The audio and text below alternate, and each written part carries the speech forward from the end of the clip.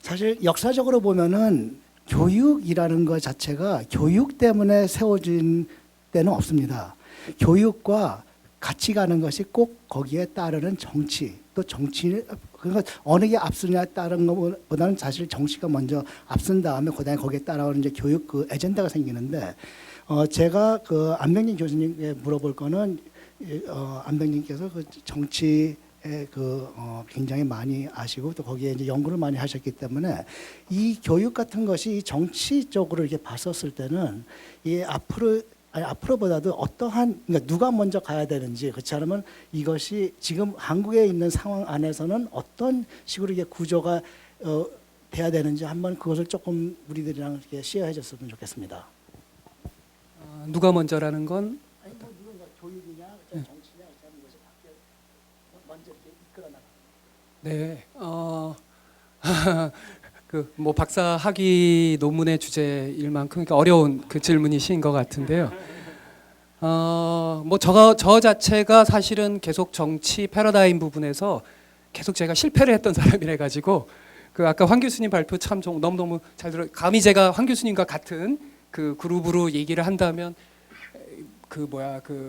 제 좋아하는 저 친한 분 중에 저 조선일보의 우병현 이사라고 IT 쪽에 우 이사랑 저랑 맨날 공감대를 가지는 게 우리는 너무 일찍 책을 써서 저도 한 몇천 권밖에 못 팔아서 근데 그 한국이란 데가 부총장님 질문에 대해서 이게 답이 될지 모르겠는데 그러니까 좀 쉽지 않습니다. 그러니까 제가 미국에서 유학하고 나서 한국에 처음에 왔을 때 그런 고민을 했었어요. 참 황당한 고민이었어요. 뭐냐면 이거 한국은 굉장히 미국화되고 있는 나라인데 잘못하면 굉장히 미국적인 걸 혁신을 받아들이면 빅브라더적인 정치가 되지 않을까라는 우려감 속에서 한국을 왔는데 한 달 만에 그게 얼마나 코믹한 우려감인지를 알게 된 게 한국은 굉장히 봉건적입니다.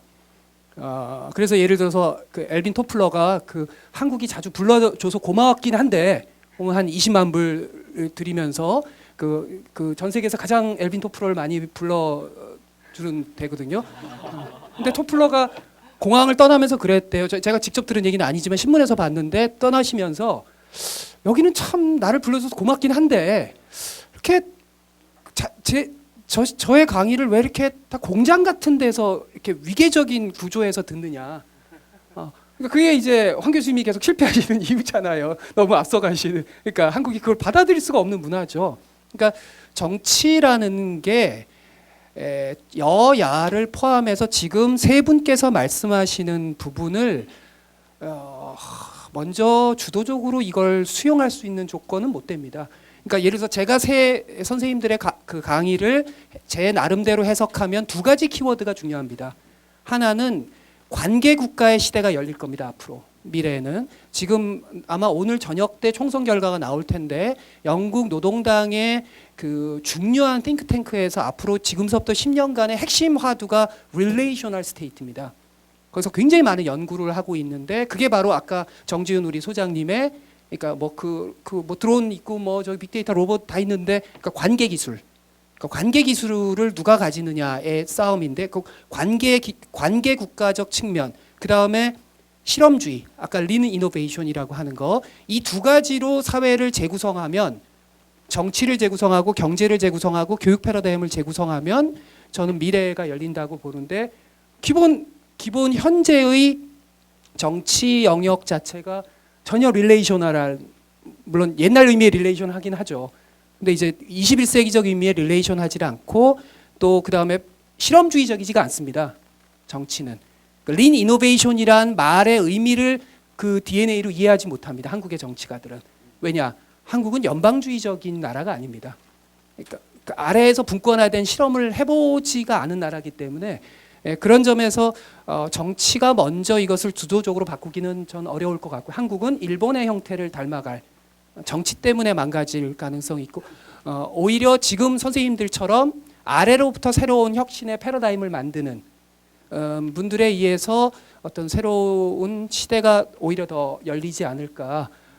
뭐 예를 들어서 정당 뭐 아무리 잘난 체 해봐야 요즘은 빅마우스 이회수 선생님 한 분이 정당 두 정당을 그냥 끌고 갔던 인질처럼 끌고 다녔던 뭐 이런 경우라고 봤을 땐 제가 얘기가 주저주저 길어서 죄송한데 제 결론은 제가 생각하는 핵심 키워드는 관계, 네트워크국가, 실험주의. 근데 이것은 현재 한국에서는 앞으로 10년간 정치 패러다임에서는 100% 불가능합니다. 그래서 그런 점에서는 이 아래로부터의 새로운 혁명적 실험의 파장 뭐 이런 걸로 다시 바꿔야 되지 않을까. 제가 제대로 대답을 좀 헤매다가 끝났는데 예, 죄송합니다. 네, 하세요. 매우 동의하는 거고요. 그 말씀하신 그 네트워크 국가 관계 사실은 그걸 이제 제 키워드는 이제 저는 그걸 커뮤니티라고 얘기합니다. 그러니까 기존에 뭐 소위 우리나라가 학연, 뭐 지연, 뭐 이런 네트워크가 중요했던 관계 국가였다면 앞으로 특히 뭐 저희 젊은 세대, 저 아래 세대들, 젊은 세대들한테는 사실은 그런 것보다는 자기의 취미의 네트워크 내지는 자기의 관심의 네트워크, 뭐 자신의 어떤 뭐 비전의 네트워크 이런 걸 공유하는 사람들이 모이고 그 사람들이 뭔가 소위 쉐어드 퍼포스라고 그러죠. 공유하는 목적을 통해서 뭔가 같이 하는 그게 회사일 수도 있고 그게 뭐 동호회 활동일 수도 있고 그게 저는 최소한 제가 희망을 걸고 있는 건 우리 저보다 젊은 친구들은 그걸 좀 이렇게 자연스럽게 받아야 된다고 저는 생각합니다. 예, 꼭 내가 뭐 같은 대학교 나왔다고 그래서 뭐 너랑 같이 일하고 이런 컨셉은 아니거든요.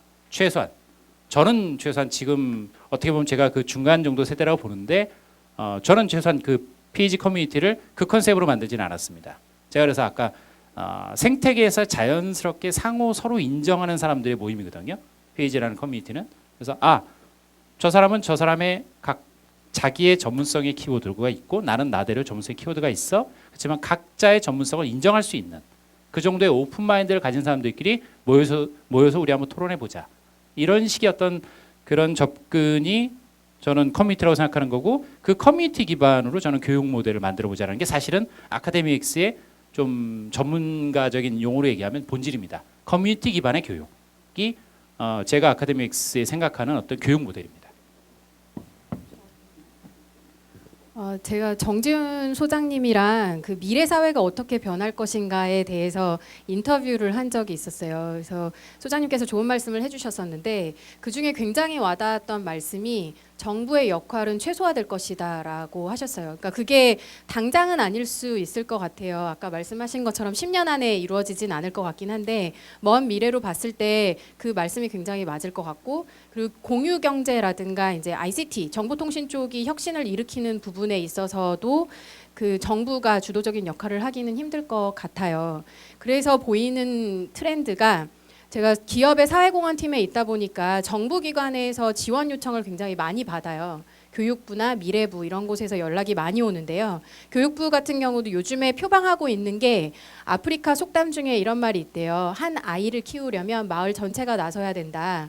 그래서 그런 말처럼 정부기관이 단독으로 모든 역할들을 할 수 없다라는 것을 인정하기 시작했어요. 그래서 기업들의 참여를 굉장히 적극적으로 모색하고 있는데요. 그런 부분에서는 그 기업들이 이런 기회 내지는 그 니치마켓을 잘 활용해가지고 기업들이 할 수 있는 역량들을 최대한 100% 이끌어내서 많은 부분 기여했을 때 사회 혁신을 조금 더 빨리 이끌어낼 수 있지 않을까라는 생각이 듭니다. 네, 감사합니다. 생각나는 게 있었는데 교육과 정치에 대해서 말씀을 하시다가 얼마 전에 저희가 몇 가지 동작구청이라는 곳에서 규정집을 하나 받아가지고 어떤 사업 공모에 지원하게 되었는데요. 그게 서울시에서 하는 주민참여제라는 사업 공모였는데 거기서 어떤 거를 제가 발견하게 됐냐면은 아까 저희가 두런두런 프로젝트라고 해가지고 학생들이 직접 문제점을 발견해주고 그걸 해결하는 과정이 있었는데 제가 그 규정집을 읽다가 저도 모르게 되게 소름이 돋았었는데 혼자서 서울시에서 서울시 주민들을 대상으로 서울 시민들을 대상으로 일정한 예산을 해놓고 375억이라는 서울시 예산을 두고 그리고 각 구마다 5억씩 125억이라는 예산을 두고 서울 시민들이 누구나 우리 동네에 문제점이 있으면은 이 문제점들을 해결할 수 있는 사업 공모를 내면은 그런 것들을 내가 서울시에서 지원해 줄 테니까 너희들이 해결해 봐라 이런 주민 참여제가 있더라고요. 저는 이게 서울시판 두런두런 프로젝트라는 생각을 하게 됐어요. 근데 이런 것들이야말로 쉽게 말하는 이제 탑다운 패러다임이 아니라 그러니까 아래에서부터 먼저 올라갈 수 있는 패러다임으로서의 전환이 아닌가라는 생각 때문에 되게 소름이 돋았었는데, 그런 측면에서 정치적으로는 아직까지 그런 것들이 받아들여지기 힘들지 모르지만 정책적으로는 그런 것들의 움직임이 되게 조용히 일어나고 있지 않나라는 생각이 들어서 네, 또 한편 좀 어떤 좋은 어떤 사례를 보지 않았나 생각이 듭니다.